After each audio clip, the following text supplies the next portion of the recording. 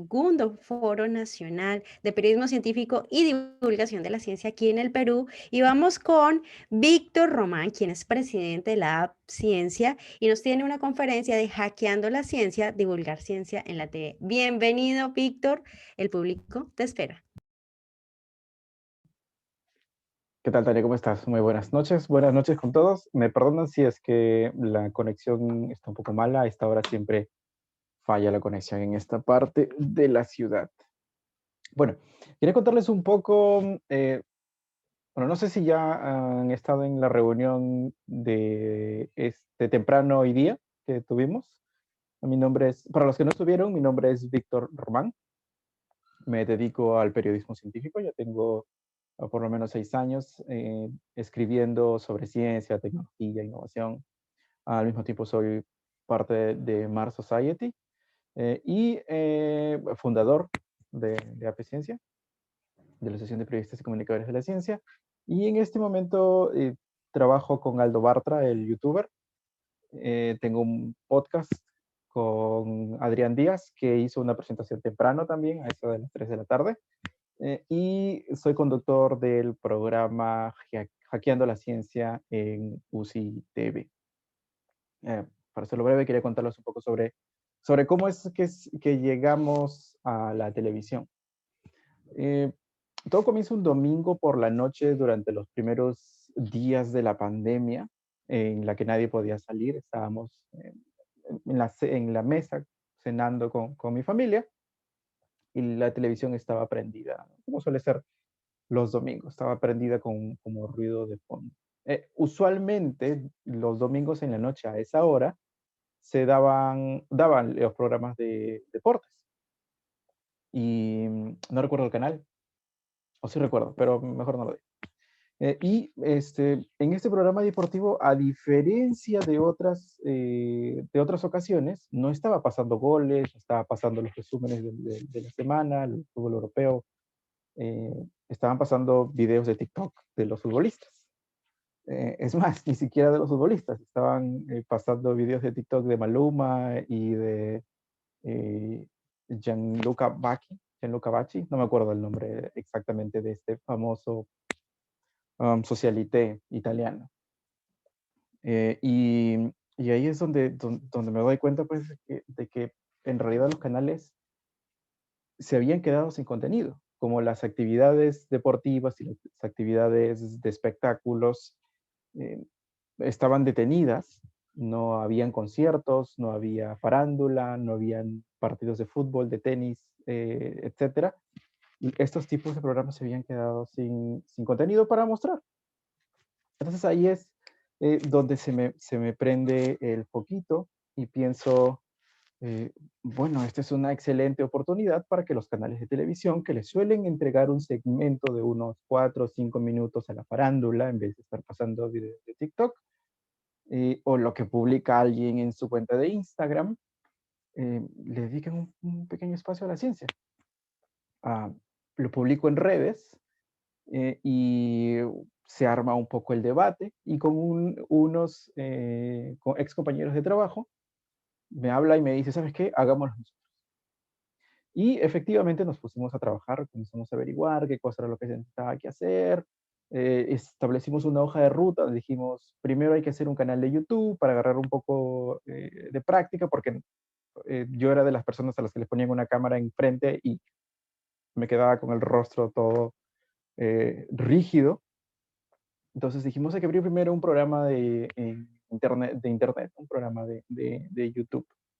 Ah, ah, Lamentablemente, después de las coordinaciones y de que comenzamos a averiguar, buscando contactos en productoras, viendo cómo era el tema del financiamiento, porque conseguir auspiciadores, la televisión es bastante cara, y no se llegó a nada. Es más, incluso el proyecto inicial que se tenía para este canal de internet, de YouTube, finalmente se quedó ahí, murió unas semanas después de nacer. Eventualmente me junté con Adrián Díaz y con Aisa, con Darwiniana. Con ellos retomamos un poco la idea y comenzamos a tener un poco de práctica.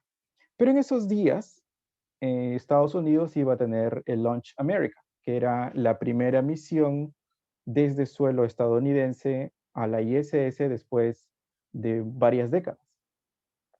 Y después de varios años, perdón. Y le iba a hacer SpaceX. Y un famoso geólogo, Patricio Valderrama, no sé, de repente ustedes lo conocen, que está en Twitter, es un tuitero muy activo, divulga ciencia a través de Twitter, tiene un podcast él también, me dice, mira, los de UCI TV, el canal donde yo tengo un pequeño programa que se llama Hackeando la Ciencia, están interesados en hacer una transmisión en vivo del lanzamiento de SpaceX. ¿Te gustaría comentarlo? Mi primera idea, me dije, ya, o sea, había estado buscando esta oportunidad y llegó de la nada. Y después dije, tengo que tener bastante conocimiento porque a diferencia de YouTube, en televisión no puedes equivocar. Si cometes un error en YouTube, puedes editar, borrar, puedes acomodarlo, pero en una transmisión en vivo no. Entonces conversé con un compañero de Mars Society, con Pila Mecharos, y nos estuvimos preparando, viendo todo el material para la transmisión. Nos quedamos en una fecha, no se dio, pasaba a la siguiente fecha, no sé si recuerdan que el lanzamiento se pospuso, pasamos a la siguiente fecha y se dio. Y los dueños del canal, el público quedó encantadísimo. Hubo mucha recepción, nos pasaron videos de niños en zonas altoandinas, en provincia, viendo el lanzamiento, muy emocionados, padres de familia agradeciendo que se despierte esa curiosidad por parte de los niños a través de este tipo de cosas como la exploración espacial. Y pasando el tiempo, pasando unas semanas, Patricio me dice, mira, yo tengo este segmento que no lo puedo continuar porque estoy con mucha carga de trabajo, eh, pero Miguel, el dueño del canal, está interesado en retomarlo. Me dice, ¿qué te parece si lo conversamos? Perfecto. Entonces ahí es donde comenzamos a conversarlo junto con Patricio. Me dice, necesitamos un compañero más. Le dije, bueno, tengo a la candidata perfecta. Ella es tecnóloga médica de carrera, pero ya tiene experiencia en comunicación. Tiene un programa de radio que se llama Paranormales de la Noche, en la que hace divulgación científica y difusión del pensamiento escéptico. Se llama Kiyomi Ventosilla y con ella podemos hacer. Muy bien, nos reunimos, estuvimos conversando, nos dieron las pautas y finalmente dijimos, ya, vamos a grabar. Pero televisión no es como los medios digitales. Uno tiene que ser muy preciso, tiene que aprovechar al máximo la cantidad de tiempo que tiene a su disposición para poder dar las ideas exactas, siendo simples sin caer en lo simplista. Es un reto. Entonces, además de que hay que leer el teleprompter, aunque no parezca, aunque no lo parezca, leer el teleprompter es difícil.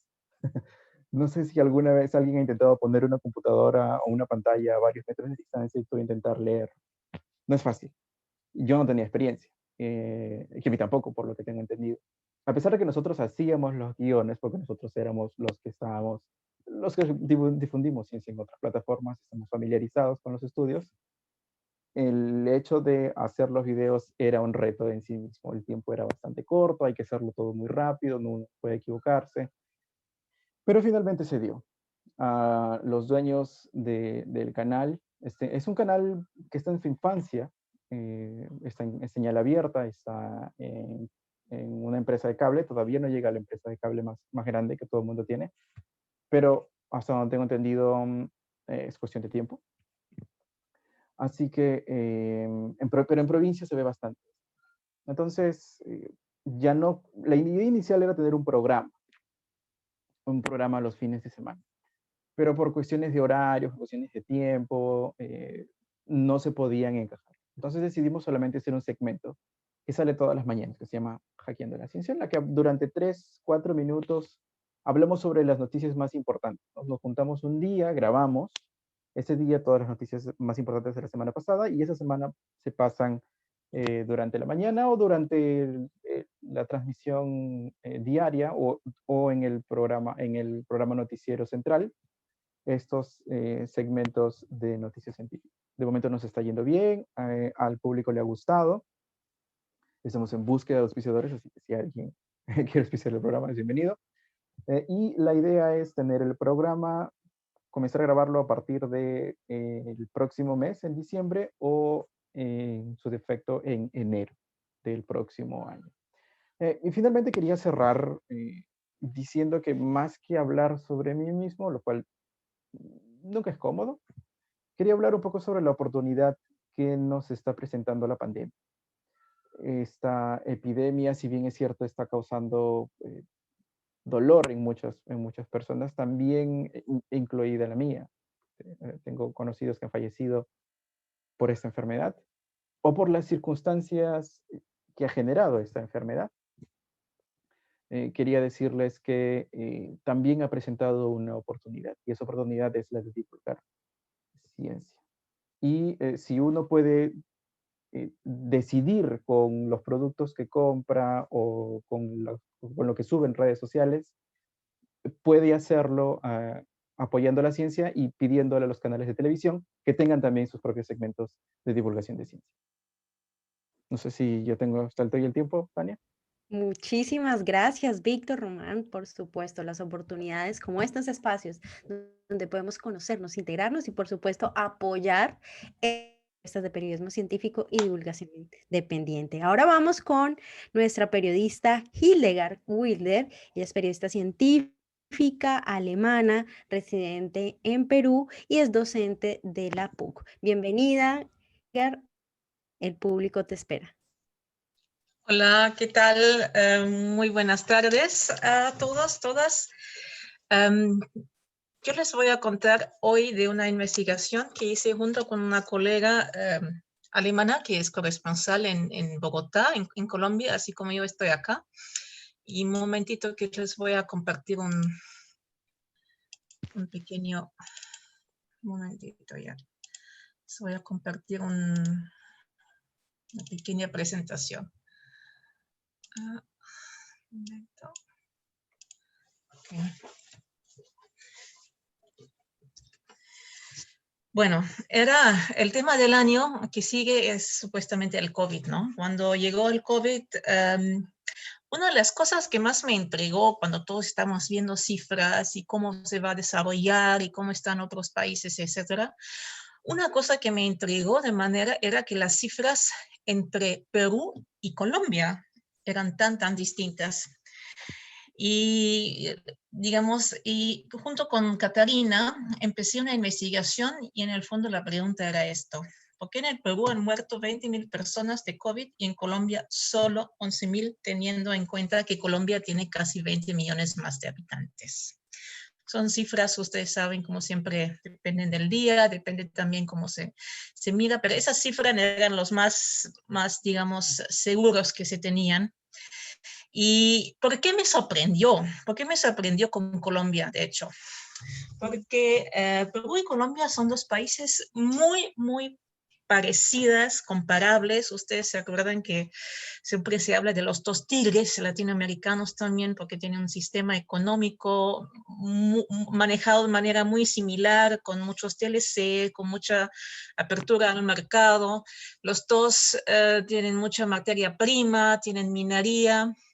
Los dos países han tenido también un pasado no tan, o hasta presente en Colombia, violento, ¿no? de guerra civil.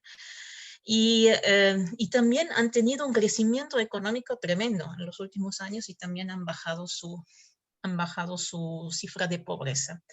Entonces, me pareció muy pertinente comparar el Perú con Colombia, y no con Brasil, no con Alemania, otro país. Y otra cosa importante, los dos han tenido gobiernos que han actuado en cuanto salió la pandemia, han actuado, han hecho un lockdown, una cuarentena general. Digamos, no es que un país tenía un presidente tipo Bolsonaro que negaba la pandemia, ¿no? Entonces, había muchísimas cosas que hacían esos dos países comparables, pero igual la cifra en cuanto a muertos por COVID era muy distinta. Y queríamos saber por qué. Hicimos, hemos hecho muchas entrevistas con muchos expertos, etcétera, pero sobre todo hemos buscado dos familias. Dos familias, una en Lima y una en Bogotá, que hemos acompañado. Aquí ustedes ven aquí en la foto, esa es la familia Tanta. Aquí a la izquierda el señor Elogio, que eso ya se estaba recomponiendo del COVID que tenía al lado una de sus hijas.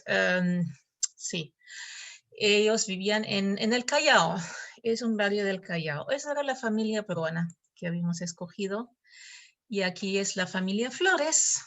La familia Flores en Bogotá, una familia donde los padres trabajaban en el mercado. Tal vez el señor Elogio también tenía un puesto en el mercado, un puesto de zapatería. Ellos tenían, la familia colombiana tenía un puesto de verduras o de frutas en el mercado y donde también el padre había enfermado de COVID, con una hija que era enfermera, pero bueno. Entonces, eso es lo que hemos hecho, hemos contado las historias de esas dos familias y a la vez en esas historias hemos visibilizado y hemos explicado por qué el COVID en un país tiene este tipo de estragos y en el otro país mucho menos, ¿no? Y a la vez lo hemos publicado en dos medios, uno de Suiza, que es un medio, un portal bastante conocido en Suiza alemana, que se llama Republik, y que es la historia mucho más narrativa con las familias, y después hemos hecho también una historia un poco más como informe más técnico en un portal que es una cooperativa de periodistas independientes, de la cual tanto Catarina que yo somos socios, ¿no? Entonces, les voy a compartir cuáles al final son los resultados. ¿A qué hemos llegado? De repente, ninguna de esas cosas hoy en día ya es nuevo, pero viéndolo en conjunto, y en su momento lo publicamos creo que a finales de julio, digamos, no era tan claro. A ver, ¿cuáles son las diferencias que encontramos? Bueno, Colombia solamente usaba pruebas moleculares. Hoy en día ya todos saben que eso de usar pruebas serológicas para el diagnóstico de COVID es lo peor que se puede hacer, pero hasta muy tarde en el Perú nadie lo reconocía.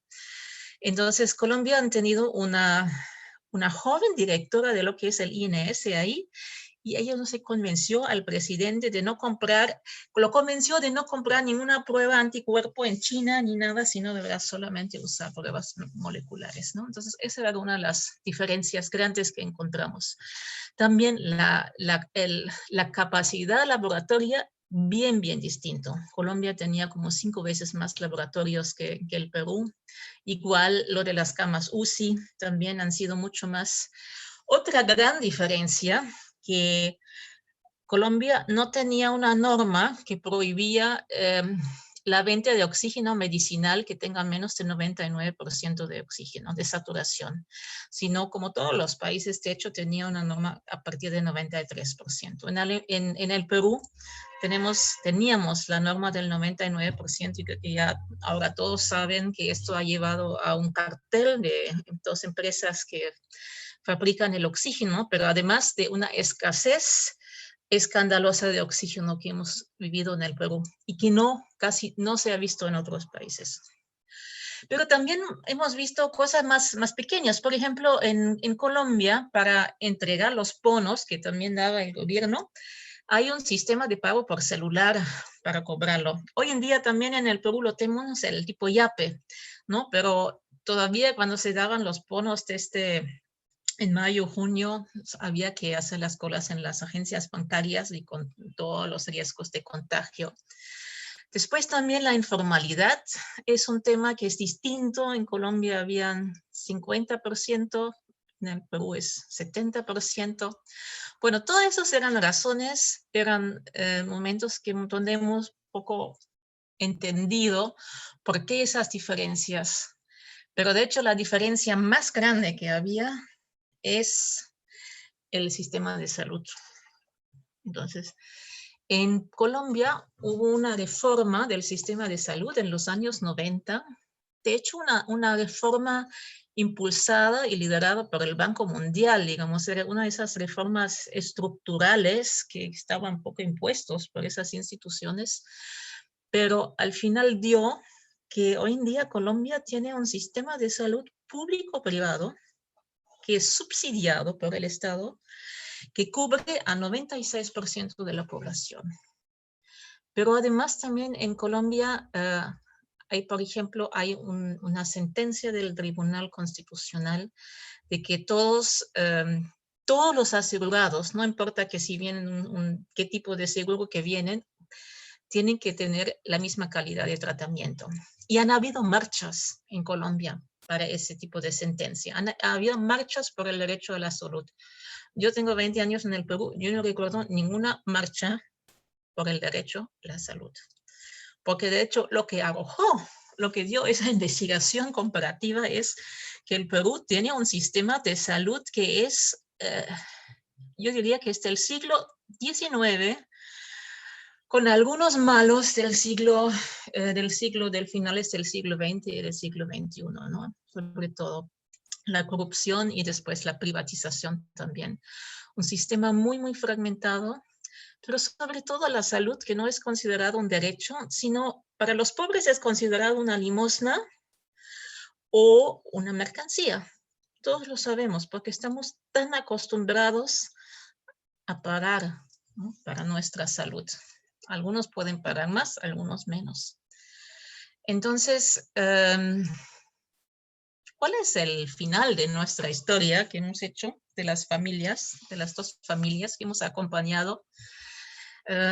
Bueno, primero los dos sobrevivieron, gracias a Dios. Elogio Tanta en Lima, en el Callao, él se curó de COVID en la casa, gracias al cuidado de sus hijas, que pagaron un médico que venía, una enfermera que venía a enseñarles y contactar el oxígeno, gracias a que fueron cada mañana donde el ángel de oxígeno a comprar oxígeno, etcétera, etcétera. La familia ha tenido que gastar sus ahorros, resolver sus AFPs y en total ha gastado unos 10.000 soles para eso.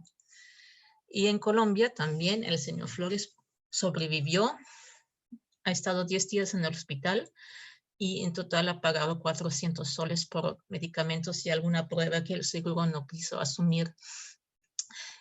Seguramente hay cosas que uno puede explicar, que no siempre dos familias son totalmente comparativas, pero y también al final, digamos, ha sido una investigación que duró como 2 meses, creo, antes que la escribimos, nos dimos cuenta que las cifras en Colombia aumentaron cada vez más y nos preguntamos si podíamos mantener nuestra hipótesis. Pero igual la hemos mantenido y de hecho hasta las cifras hoy en día nos dan la razón. Las cifras han aumentado mucho en Colombia y hay que decir que hay también muchas fallas en Colombia. Nosotros en esa mirada comparativa probablemente hemos resaltado más lo positivo de Colombia, pero también hoy en día todavía las cifras hablan por sí, ¿no? El Perú tiene 1.076 muertos por COVID por 1 millón de habitantes y Colombia tiene 698, no hablando de los excesos de muertes. Entonces, ¿qué queda? ¿Cuál es para mí la gran lección de esa investigación? Yo tengo 20 años en el Perú, he vivido en otros países, conozco algo, he hecho muchas investigaciones en todo el país, he viajado mucho en todos los rincones, pero de verdad yo no sabía cuán malo, antiguo y corrupto está el sistema de salud en el Perú. Y yo solamente espero que eso va a ser el gran tema también de protestas, de campañas electorales y también de nosotros como periodistas que acompañamos y escribimos sobre salud. Es un poco la lección que yo he sacado y también yo les quiero dejar. Y bueno, si tienen preguntas, vamos a ver.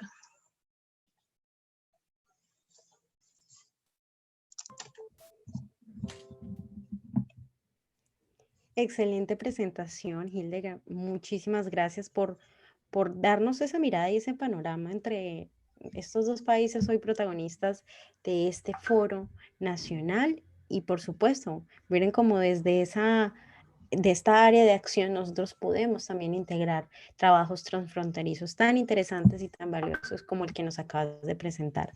En este momento me informa y se disculpa, por supuesto, Fabiola Torres, que iba a estar más tarde en una presentación, pero por temas familiares no lo puede hacer. Y a continuación sigue Juan. eh, Juan Carlos Luján, quien él nos va a hablar de temas de fake news. Él también está a las 18:45, entonces tenemos 15 minutos libres para que ustedes, los que tengan algunas dudas, inquietudes para estos panelistas, las puedan realizar.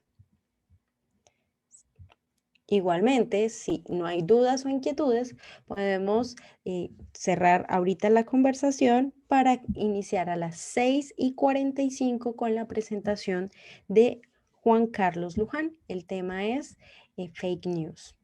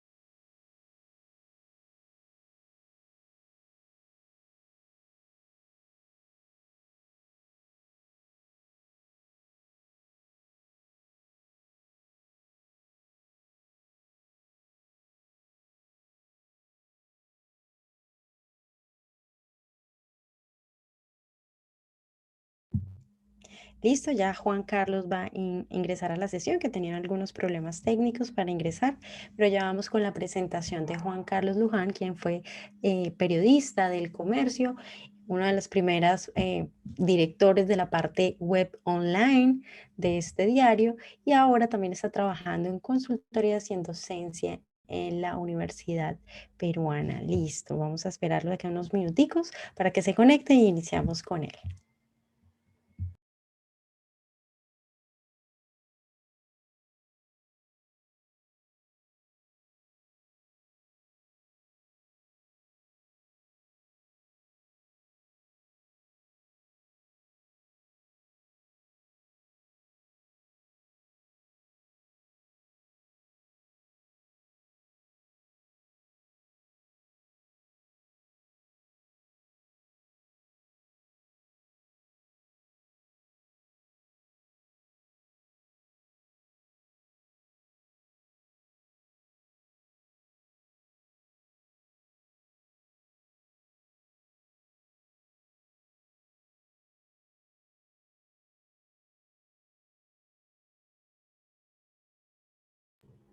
Bueno, por ahora quiero seguirles haciendo la invitación. Ya nos falta las últimas ponencias ahorita a las 8 y vamos a tener personajes que trabajan en divulgación de televisión, como Mario Cortijo, que actualmente está trabajando en matemáticas al alcance, y también a Miguel Figueroa, que también ha tenido programa de televisión en TV Perú, quienes nos van a dar también ese panorama desde la televisión, cómo ha sido su contacto y la forma de la divulgación.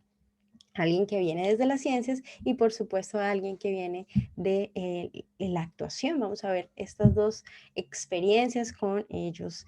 Al final, a las 8 de la noche, terminamos también la conferencia con la representante de Mongabay. Hemos escuchado sobre este medio de periodismo ambiental, muy interesante para que también sigamos aquí conectados con este evento. Y por supuesto, mañana vamos a estar con las conferencias de Colombia, con los temas guía similares a los que vimos hoy, pero desde el gobierno, la academia de Colombia. Vamos a ver también cuáles son esas diferencias. Ya hoy Hildegard nos dejó un poquito que hay unas diferencias muy marcadas y qué bueno que también podamos hacer ese comparativo con el periodismo científico y la divulgación. Y por supuesto ver oportunidades transfronterizas, que eso es lo que estamos planteando con este evento. Y el viernes vamos a tener el segmento internacional, el más anhelado por muchos, quienes admiramos el periodismo científico que se hace a nivel internacional. Vamos a tener ponentes de Estados Unidos y de España y de México hasta la Patagonia, ¿sí? Vamos a tener toda la calidad de colegas que nos van a explicar y nos van a enseñar cómo es hacer periodismo desde sus realidades, desde sus países y cómo tal vez poder aplicar algunas herramientas en nuestro contexto. Un contexto medio complicado, medio difícil, pero bueno, para eso estamos aquí en estos centros de conocernos, de networking y demás. Y al final, una sorpresa el viernes, que ojalá ustedes no se la pierdan, un músico nos va a hacer el cierre, un networking donde podemos conversar y escuchar un poco de música colombiana con un poco de música también lírica para que amenicemos este encuentro. Muchas gracias por siempre asistir.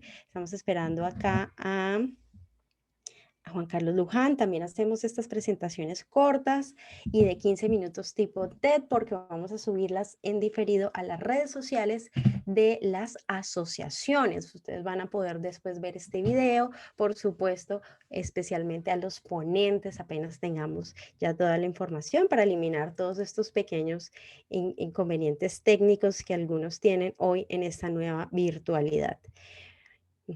Entonces vamos a recopilar algunas preguntas que por acá nos están haciendo en redes sociales, en Twitter, que sigan comentando con el hashtag Foro Nacional FN PC 2020, hashtag Perú y por supuesto el hashtag de Divulga Ciencia todos estos 3 días. Mañana va a ser Colombia y el viernes latinoamericano.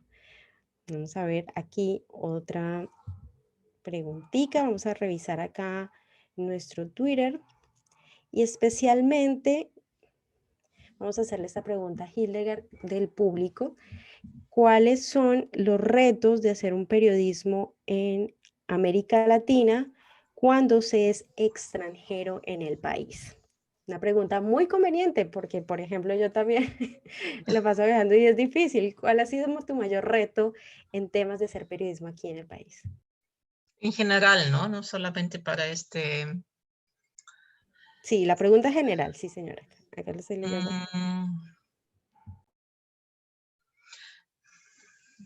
Bueno, al inicio uno tiene muchas ventajas como extranjero, ¿no? Como extranjera europea, eso no hay que...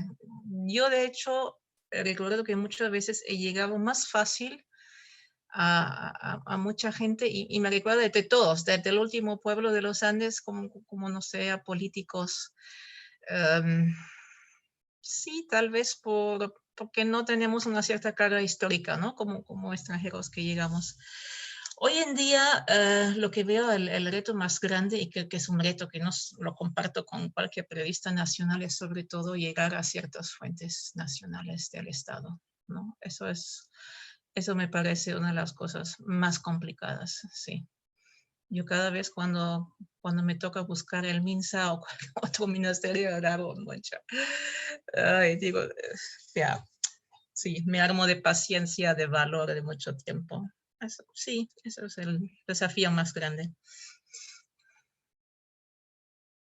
Eso es muy cierto, las fuentes y hoy la calidad de las mismas es uno de los retos que más enfrentamos ahora en esta pandemia. Al principio muchos desaciertos en medios de comunicación porque no sabían tampoco, no tenían a la mano una lista de fuentes y bueno, algunos desaciertos que no vamos a detenernos, pero para eso ya estamos aprendiendo. ¿Cuáles serían entonces esos consejos ya de cara de aquí en adelante para poder de pronto tener una buena cantidad de fuentes y por supuesto que sean de calidad y podamos realizar nuestro trabajo periodístico?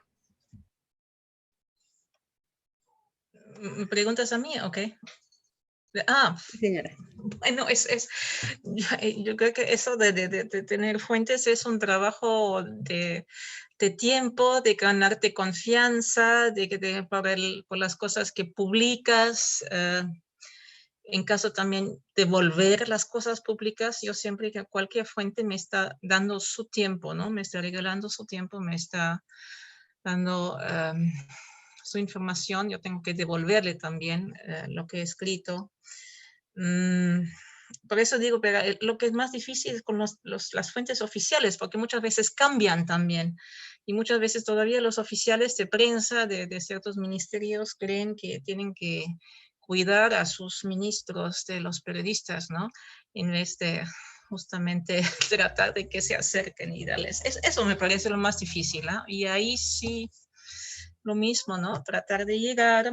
Lo que ayuda tal vez es nosotros los periodistas extranjeros, por supuesto, no tenemos un gran medio aquí en el país, pero tenemos una asociación de prensa extranjera, ¿no? Y eso también nos ayuda, puede ayudar a llegar a ciertas fuentes o también tener conferencias de prensa donde no podríamos, sobre todo con ministros, que no llegaríamos simplemente uno solo. Por supuesto. Y ahora aquí me envían una pregunta para Víctor Rumán y es, ¿cómo hacen los que están hoy conectados para ingresar a pertenecer a la AP Ciencia?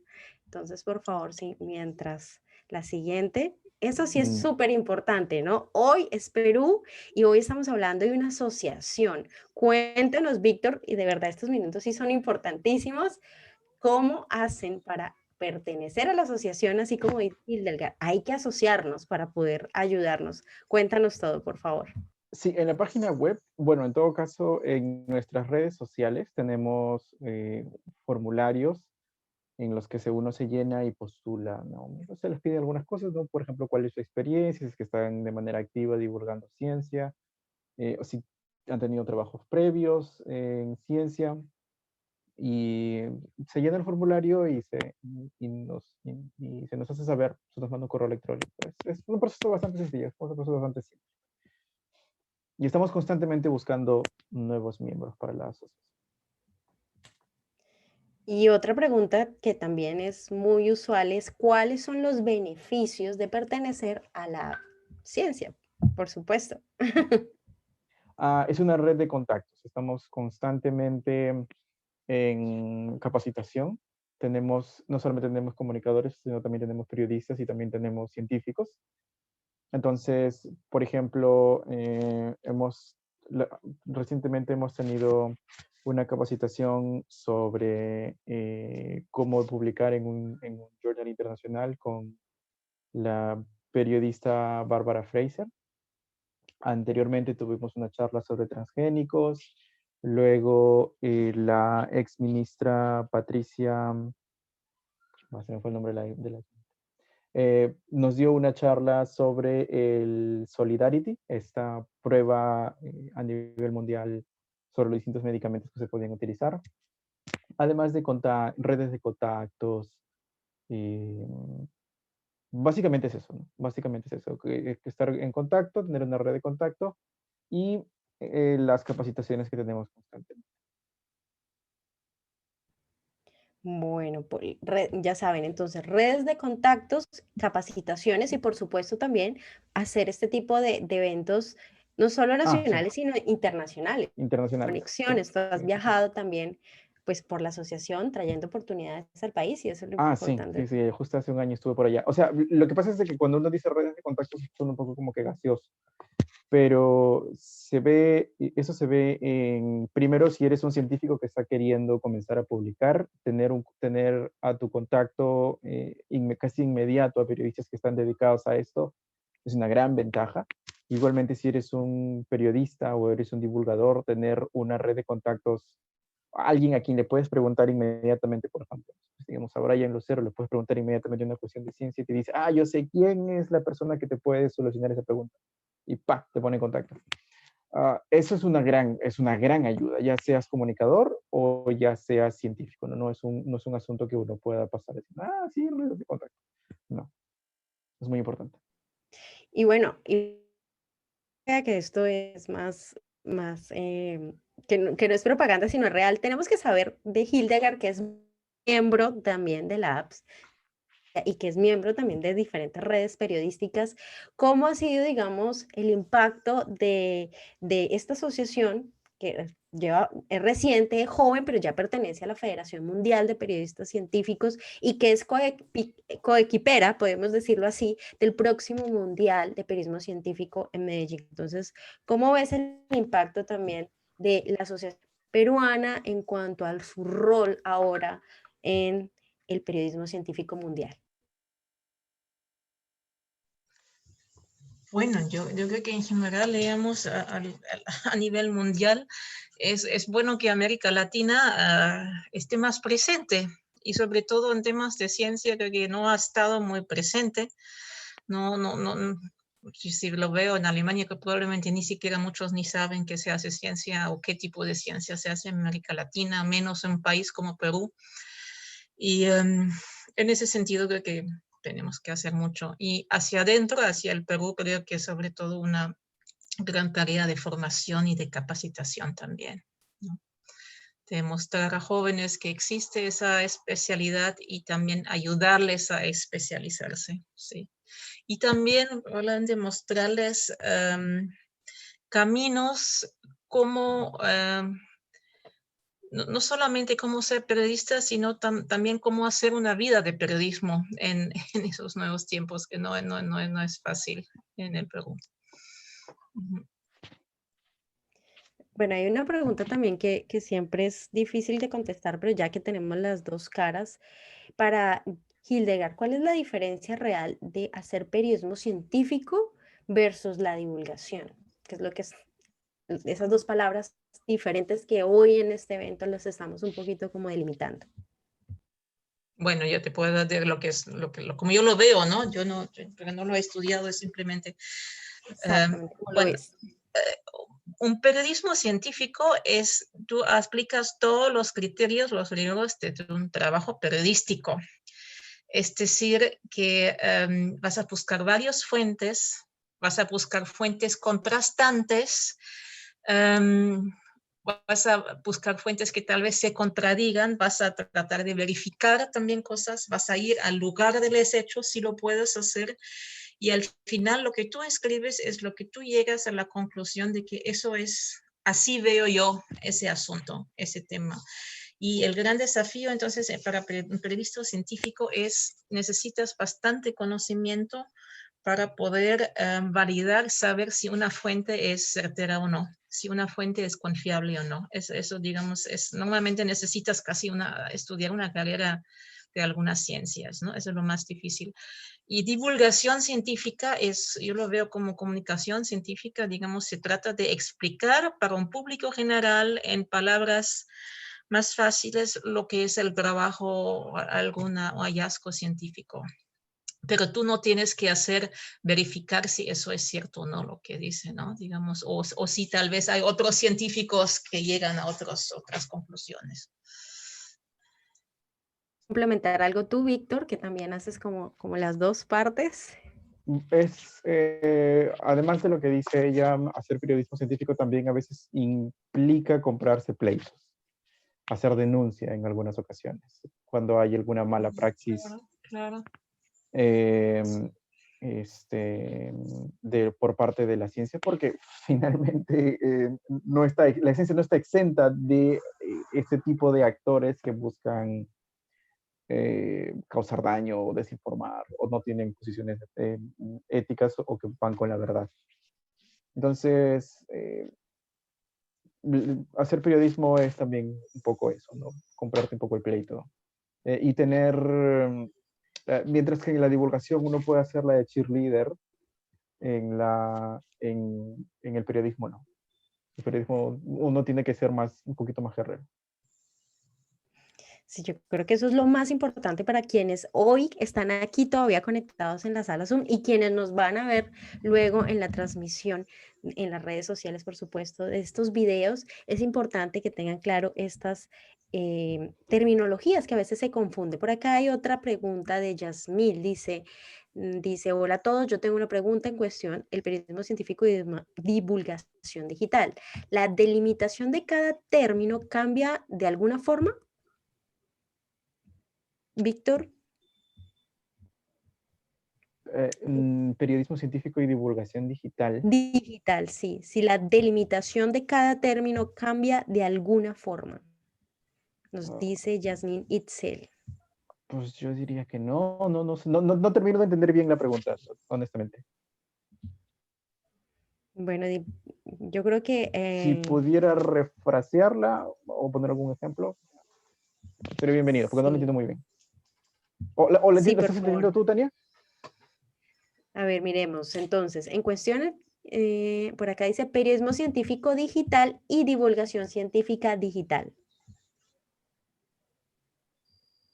Si hay una delimitación entre ambas. Sí, si hay alguna delimitación entre ambas. Lo único que está cambiando es la plataforma. No. Sí, no, eso es muy importante también. Yo creo que este espacio es importante para que cerremos entonces con alguna frase antes de irnos a la siguiente sesión, una frase que nos deje claro o le deje clara a nuestra audiencia esa marcada diferencia. Hildegard nos dijo muy claro que en el periodismo nosotros tenemos que ir a las fuentes y Víctor, por supuesto, dice hay que a veces ganarse pleitos porque vamos en pro de la comunidad. Entonces, ¿cuál sería alguna frase cortica que Víctor y Hildegard me regalen para que nos quede claro a toda la audiencia qué diferencia real es periodismo científico y divulgación? Hildegard, por favor. Periodismo es buscar la verdad también en la ciencia y saber que la ciencia tiene, los científicos tienen sus agendas, son personas con todas las debilidades y fortalezas que hay. Hay agendas, hay instituciones, hay sociedades y nosotros nos ocupamos también de eso.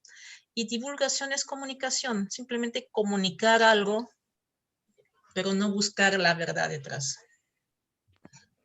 Excelente. Muchas gracias, Hildegard. Y Víctor, ¿algo que quieras agregarnos? Ya nuestra audiencia ahora sí está bien empapada del tema, pero algo que quieras sumar. No, es básicamente eso lo que ha dicho Hildegard y lo que venía diciendo antes, ¿no? El periodista está en busca de la verdad, pregunta fuentes y tiene que estar dispuesto a comprarse el pleito, eventualmente. Es que llega, si se llega a esa Eventualmente, edad. porque vamos en busca de la verdad. Esa es una gran diferencia. Entonces, ya lo saben, igual todos